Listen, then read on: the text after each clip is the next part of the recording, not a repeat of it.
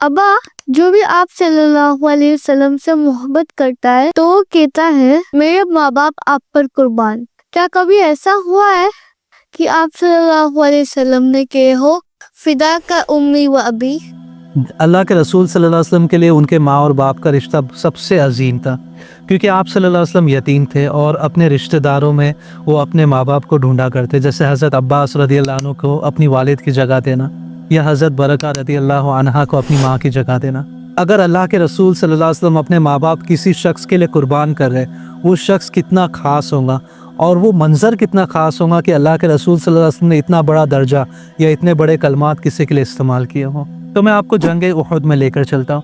جنگ احد ایک ایسی لڑائی تھی جہاں پر مسلمان کو پہلے کامیابی حاصل ہوئی تھی اور مسلمان جیت رہے تھے، لیکن کچھ صحابی جنہیں اللہ کے رسول صلی اللہ علیہ وسلم نے جبل روما پر تعینات کیے تھے، 40 سے 50 صحابی کچھ تھے، اور انہیں حکم دیا گیا تھا کہ اگر تم یہاں تک دیکھو کہ مسلمان کو ہار حاصل ہو گئی اور مسلمان کی باڈی کو چیل اور کوے کھا رہے، تب بھی تمہیں پہاڑ سے نہیں اترنا ہے. لیکن ان سے غلطی ہو گئی تھی اور وہ پہاڑ سے اتر گئے.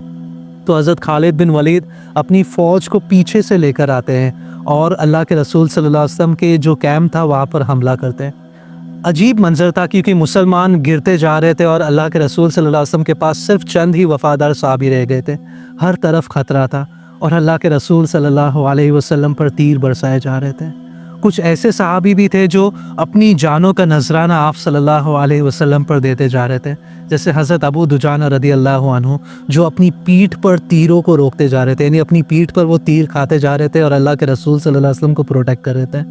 یا حضرت طلحہ رضی اللہ عنہ جو اپنے ہاتھوں سے تیر کو روکتے جا رہے تھے یہاں تک کہ ان کے ہاتھ زخمی ہو گئے تھے. یا حضرت یزید ابن سکن رضی اللہ عنہ جو دشمنوں کے سامنے اپنی تلوار سے تیروں کو روکتے جا رہے تھے اور دشمنوں کو مارتے جا رہے تھے. اور یہاں تک کہ حضرت نصیبہ بنت کعب رضی اللہ عنہا ایک عورت ہو کر وہ تلوار بازی اس طرح کر رہی تھی کہ دشمن بھی حیران ہو گئے تھے ان کی تلوار بازی اور ان کی جذبے کو دیکھ کر. ان سب کے بیچ میں حضرت سعد ابن ابی وقاص رضی اللہ عنہ اللہ کے رسول صلی اللہ علیہ وسلم کو اپنی تیر بازی سے پروٹیکٹ کرتے جا رہے.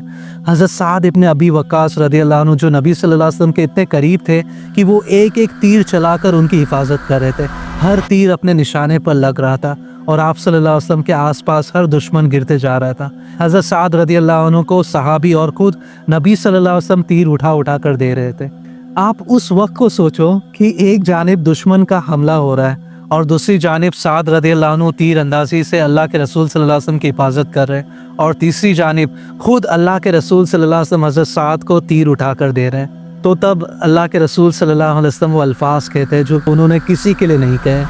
اللہ کے رسول صلی اللہ علیہ وسلم حضرت سعد کو کہتے ہیں ارمی مارو سعد فدا کا امی و ابی، میرے ماں اور باپ تم پر قربان. تو حضرت علی رضی اللہ عنہ ایک روایت میں کہتے ہیں کہ اللہ کے رسول صلی اللہ علیہ وسلم نے اپنے ماں اور باپ کو کسی کے لیے قربان ہونے کی بات نہیں کی سوائے حضرت سعد ابن ابی وقاص کے.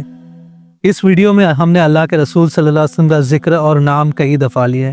آپ سب سے گزارش ہے کہ جتنی دفعہ آپ اللہ کے رسول صلی اللہ علیہ وسلم کا نام سنیں ان پر درود ضرور بھیجیں. اللہم صلی علی سیدنا محمد وعلی آل سیدنا محمد واصحابہ وبارک وسلم.